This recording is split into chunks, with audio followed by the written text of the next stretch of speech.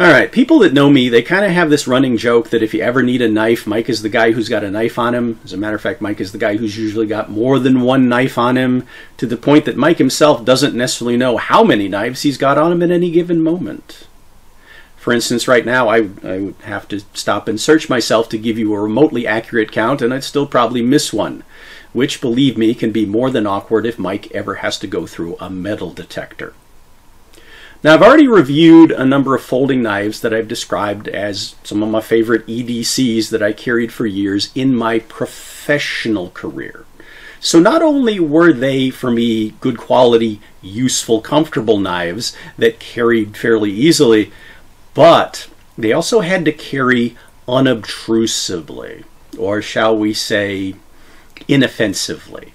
They blended into the shirt and slacks or completely disappeared into a pocket, so I can carry them in places where the people around me might be really sensitive to having sharp, scary things in their environment. Now, I would usually supplement these by carrying larger, stouter folders in my jacket or coat pockets. And I have quite a collection of those, jackets and coats and knives, so I would tend to just leave the knives in the pockets. And if I hadn't been wearing that coat or jacket for a while, it might be actually a pleasant surprise to reacquaint myself with, ooh, I forgot what I left in here. Cool. One of these knives I wanted to give you a quick look at today, and that would be the Ka-Bar Mark 98.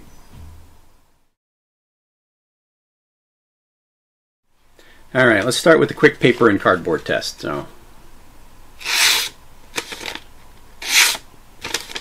I didn't resharpen this before I did this.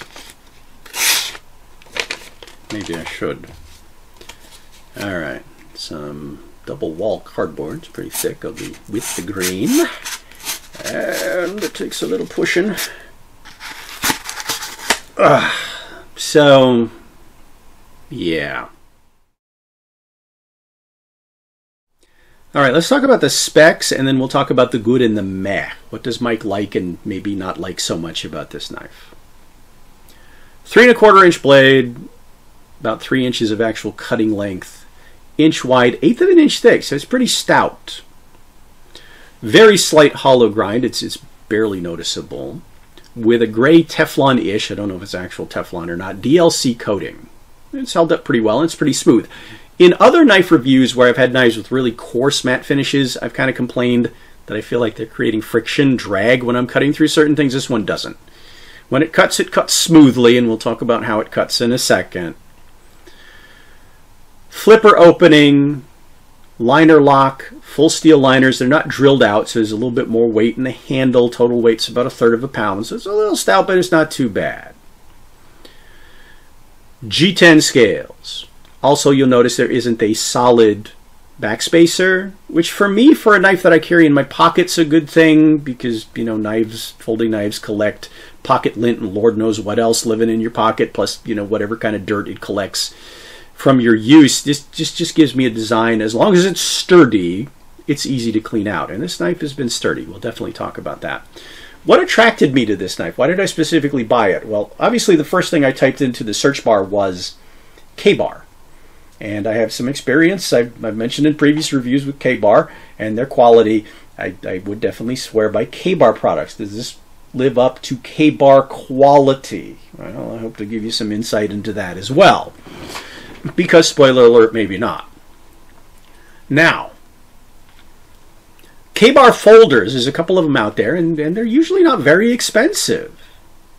The Dozier or the Becker or whatever. So why did I get this one? Well, not only was it sub 25 bucks, but it has a striking appearance, right? I like drop point blades. This one again reminds me a lot of Becker knives. And then you've got that fuller that's almost very sword-like. I like those big sword-looking fullers. And then compare that to, you know, the contrast of the handle, that two-tone G10, and the sweptness in the lines and everything. It just looks very pretty. At least I think so.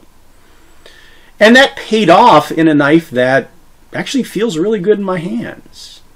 Has some things, like I said, I like that hollow backspacer, but also just the shape of the grip. I like G10 scales, and I like G10 scales that are not overly aggressive that tear up my pockets. But I also like them so they're not very squarish. I like them when they're rounded, and these have that convexness to them. They're not flat-sided. Put that all together, and the knife feels pretty good in the hand. Now, does it feel really secure in my hand? Well, not necessarily. Yeah, the scales are a bit smooth. They're kind of grippy enough for utility tasks, but not super positive.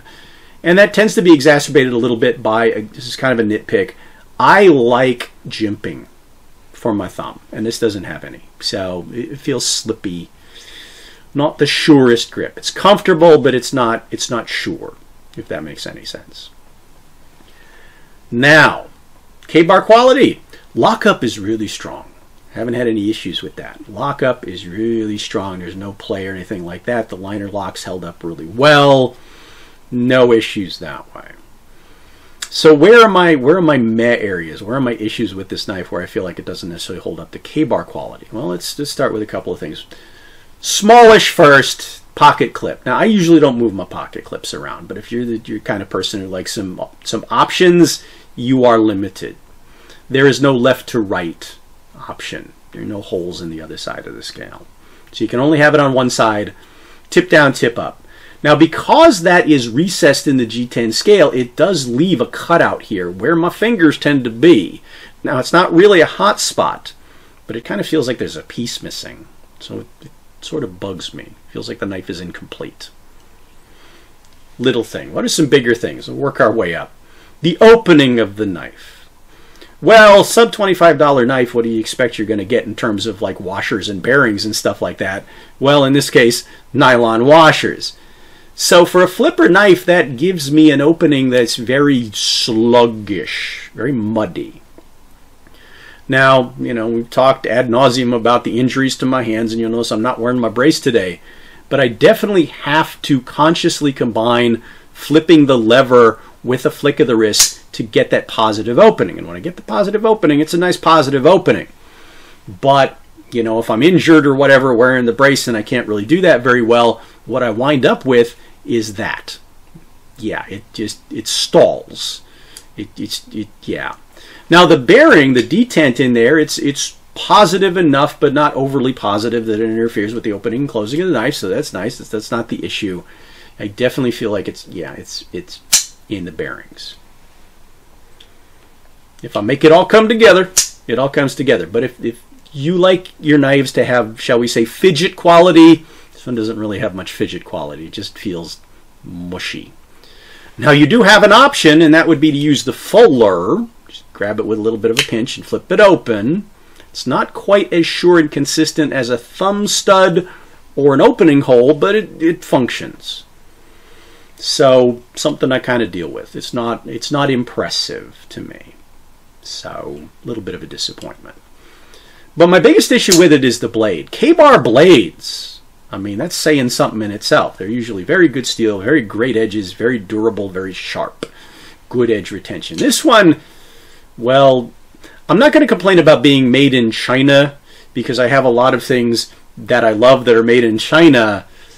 But the steel is 5CR15, which means it's probably not going to break on me, but that's not a steel that's known for retaining any kind of a decent edge, and this one never has. It's never been shaving sharp. Cutting is and then that gets exacerbated by a couple of other things. Like I said, I love drop points, but there's something about the shape of this blade, and maybe it's combined with how big that flipper is, which makes a great guard, by the way. It's sharp cornered, so it might kind of bite you under impact. But if you had to stab into anything in either orientation of grip with this, your hand's not going up on the blade. That's going to protect your fingers. But I almost feel like it's in the way a little bit of certain cutting jobs. So I just don't feel like I can use this very well, if that makes any sense. It's not the most useful, usable knife, and it's not the sharpest. I mean, it functions, it's tough, it feels good in your hand, it locks up securely, it looks really pretty, but as a functional knife, it's far from stellar. But again, I paid less than $25 for the thing. So, yeah. Let me know if you happen to have this, what you think of yours, or if you've made any modifications. I haven't like resharpened, reprofiled the edge to see how that holds up, but with 5CR15, I'm not confident that would actually help. Or let me know if you have any of the other Ka-Bar folders, the Dozier or the Becker or whatever. Let me know what you think of those, because I might go back and do a little more shopping, especially since, you know, they're not very expensive. It's not a big gamble. But I feel like for less than 25 bucks, I got a nice addition to my collection. It's a cool looking knife, and it feels good in my hand, and it's pretty solid. Is it a good knife? I would have to say I don't think so. But in many ways, you get what you pay for. Just, you know, I tend to expect more when the name says Ka-Bar on the side. Anyway, I do plan to do some more folding knife reviews in the future of knives I like a lot better and use a lot more and find much more useful and higher quality. So, you know, to be continued. Until then, thanks for watching, following, and subscribing as always. And I do hope to see you back for more, well, whatever comes next.